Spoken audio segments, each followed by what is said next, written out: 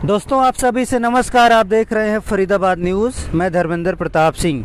ये देखिए, परिवार पहचान पत्र हरियाणा सरकार ने ये योजना शुरू की है और हरियाणा सरकार का कहना था इससे सिस्टम में ट्रांसपेरेंसी आएगी, भ्रष्टाचार ख़त्म होगा।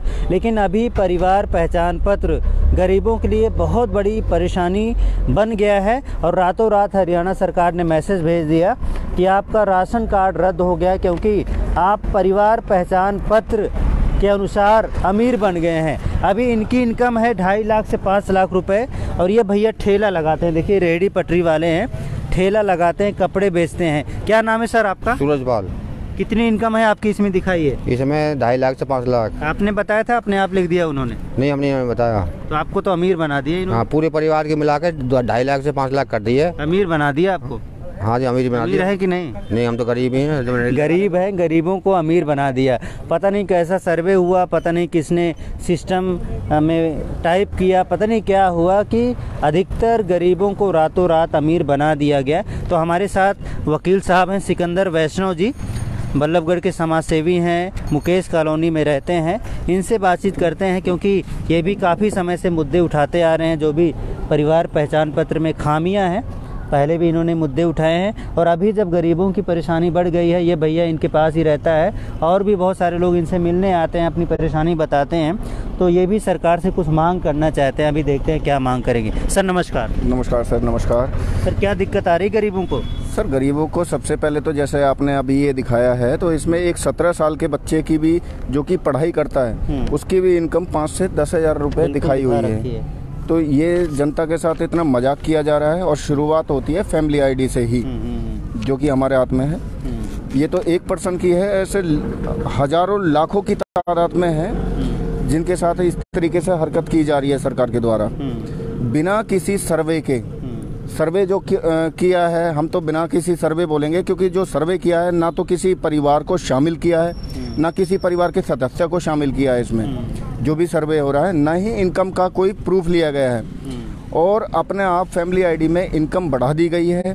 और इस इनकम के बढ़ने से अब क्या क्या नुकसान हुए हैं वो मैं आपको थोड़ा सा बताऊंगा स्टेप बाय स्टेप। जैसे कि 1,80,000 जो एक क्राइटेरिया फिक्स किया हुआ है सरकार के द्वारा, जैसे ही उससे ऊपर इनकम जाती है तो सबसे पहला नुकसान जो सरकार की आयुष्मान योजना है उसमें वो योजना फेल हो जाती है, क्योंकि आदमी 180 से ऊपर जाती है, आयुष्मान का लाभार्थी नहीं रहता। बिल्कुल। तो जो सरकार ने ये स्ट्रेटेजी रची है जनता के साथ, ये बहुत एक तरीके से सिस्टमेटिकली कहेंगे इसे, जनता को आश्वासन दे दो, योजनाएं बना दो, वादे कर दो और बाद में उन्हें पूरे थोड़े ना करना है। तो ये जनता के साथ मजाक है। आयुष्मान योजना से बाहर कर दिया 180 से ऊपर जाते ही। दूसरा, बीपीएल राशन कार्ड जो है, रोकूंगा मैं आपको वकील साहब। जब ही सरकार ने आयुष्मान योजना लॉन्च की और 2011 के सर्वे के अनुसार उन्होंने जो भी उसमें आते थे सबको ले लिया, सबका कार्ड बना दिया और बहुत सारे लोगों ने ट्रीटमेंट कराया, तो सरकार को पैसे देने पड़े। अब सरकार को पैसे देने पड़ रहे होंगे तो सरकार को खल रही होगी भाई पैसे देने पड़ रहे हैं। तो एक इन्होंने क्राइटेरिया बनाई अगली बार कि चिरायु योजना लाते हैं और उसमें इन्होंने 1,80 का ये जो है क्राइटेरिया रखी। तो जिन्होंने पहले बनाया हुआ था, जिन्होंने मतलब इलाज कराया होगा, जिनके लिए सरकार को पैसे देने पड़े होंगे, अभी उनको अपने आप बाहर कर दिया। जिनके लिए सरकार 1 रुपया खर्च नहीं करना चाहती, वो है हमारे हरियाणा की सरकार। हरियाणा के लोगों के लिए, खासकर हरियाणा की सरकार लोगों का भला चाहती ही नहीं है। जैसे कि अभी मैं बात कर रहा था, आयुष्मान योजना से बाहर निकाल दिया। पहले योजना चालू की, जब बोझ पड़ने लगा कि भाई ये तो अब इनका अननेसेसरी बोझ पड़ रहा है, जबकि ये सुविधाएं सरकार को फ्री ऑफ कॉस्ट देनी चाहिए, विदेशों में भी चलती है। ठीक है जी। उसके अलावा बीपीएल राशन कार्ड जो है, ये लोगों के बीपीएल राशन कार्ड जो बनाए गए थे, जैसे ही इनकम 180 से ऊपर जाती है तो दूसरा झटका जनता को ये लगता है कि उसका बीपीएल कार्ड खत्म। बिल्कुल। अब हाल ही में 10 लाख से ज़्यादा लोगों के पास बल्क में मैसेज भेजे गए हैं कि आपका राशन कार्ड अब खत्म है, रद्द किया जाता है, अब उन्हें आगे से राशन नहीं मिलेगा। लेकिन सर, जिनकी इनकम 50,000 रुपये है, 75,000 रुपये, उनको भी मैसेज आ गए कि आपका राशन कार्ड खत्म। जी, कुछ लोगों को तो ऐसे भी मतलब ठगा गया है कि जैसे आप बता रहे हैं कि 50,000 70,000 इनकम है और उनके भी राशन कार्ड काट दिए गए हैं, क्योंकि सरकार राशन देना ही नहीं चाहती। अब मैं चौथे पॉइंट पे आता हूं, जो कि हमारे माननीय प्रधानमंत्री मोदी जी ने अभी रिसेंटली अनाउंस किया था कि 1 साल और 2 किलो राशन एक्स्ट्रा लोगों को दिया जाएगा फ्री ऑफ कॉस्ट। उसके लिए अब सरकार ने पैसा भी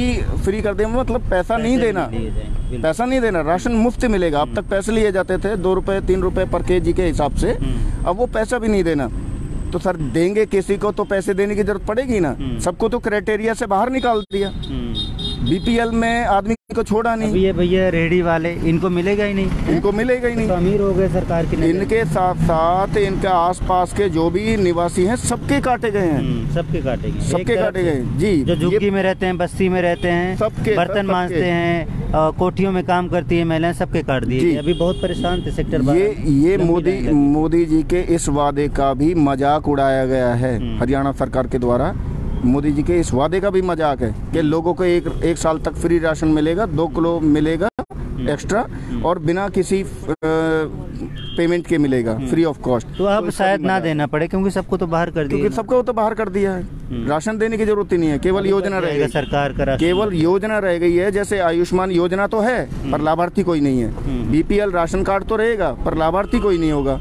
इसी तरीके से राशन तो सबको मिलेगा पर मिलेगा किसी को नहीं, ये मजाक है, ये जनता के साथ। क्या सोल्यूशन है इसका भाई साहब? सर इसके लिए हम एक रिट फाइल करेंगे और हरियाणा सरकार को हाई कोर्ट में जवाब देंगे हम। मैं हरियाणा सरकार को वहाँ रिप्लाई देने के लिए बोलूँगा कि यहाँ जवाब दें, क्योंकि हम आरटीआई लगाते तो उसका जवाब नहीं देते, हम कोई दरखास्त देते तो उस पर कार्रवाई नहीं करते। ये सबसे ज़्यादा भ्रष्ट सरकार है, इसको अब हम हाई कोर्ट में घसीटेंगे और हाई कोर्ट में इनको जवाब देना पड़ेगा। और पब्लिक जो परेशान है, जो वहाँ पर लंबी लाइन में खड़ी हुई है, उसके लिए क्या करेंगे सर? वो तो बहुत परेशान सर, जनता को तो इन्होंने जानबूझ के परेशान किया हुआ है, उन्हीं के जो समस्या है उसी के समाधान के लिए हम लड़ाई लड़ रहे हैं। और ये पहली बात तो ये आती है, फैमिली आईडी की कोई जरूरत थी ही नहीं, ये तो पायलट प्रोजेक्ट था, अगर फेल है तो बंद होना समस्या है, ये खुद अपने आप में समस्या। ना यूपी, ना बिहार, ना बंगाल, ना पंजाब, ना राजस्थान, ना बिल्कुल देश के किसी हिस्से में नहीं है, केवल हरियाणा में है। और ये केवल इसी इरादे से लॉन्च की गई योजना है कि इसको लॉन्च करके और इस तरीके के घोटाले किए जा सके।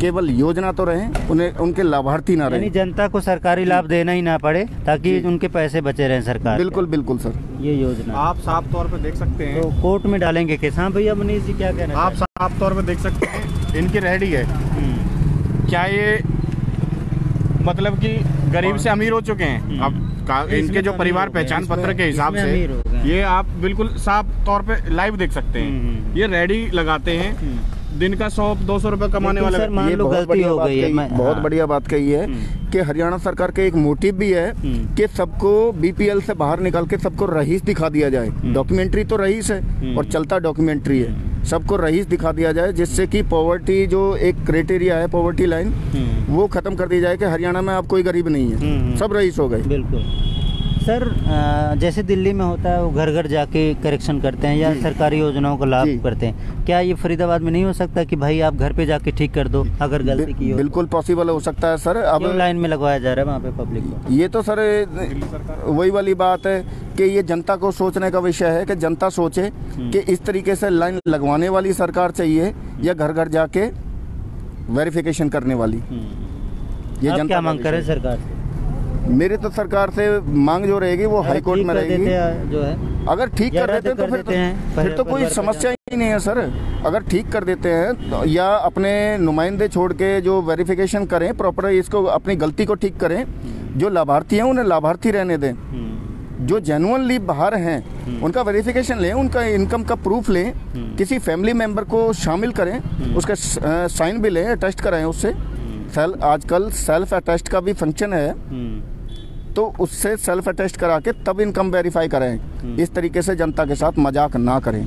चलो ठीक है। वकील साहब सिकंदर वैष्णव जी समाज सेवी भी हैं और काफ़ी मेहनत करते हैं और जनता के लिए फाइट करते हैं। अभी देखते हैं इनकी मांग सरकार तक पहुंचती है या इनको हाई कोर्ट में जाना पड़ता है। जैसा कि वकील साहब कह रहे हैं, रिट वहां पर फाइल करूंगा और सरकार से जवाब मांगूंगा। वैसे तो हरियाणा सरकार के लिए मुसीबत बन गई है ये योजना। अभी जितने भी गरीब थे वहाँ पर सभी सरकार को बुरा भला बोल रहे थे और सरकार से नाराज़ थे। सबका यही कहना था आने वाले चुनाव सर, में गरीब आदमी जिस प्रकार केवल से बोल सरकार सकता है। हमें भी परेशान कर रही है, हम भी इनको सबक सिखाएंगे।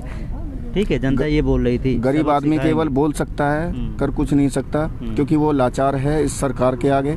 जैसे ही इस सरकार के सामने कोई बोलता है तो सर जेल बनाई हुई है, उन्हें जेल के अंदर डाल दिया जाता है। विरोध करोगे तो जेल में जाओगे। चलो आप बच के रहना वकील साहब। सर वैसे हम, वकील हमारा तो आपको रोज जरूर का ही कोर्ट में काम है, आना तो पेशी पे भी कोर्ट में ही पड़ेगा, जनता के लिए इतना भी स्वीकार है।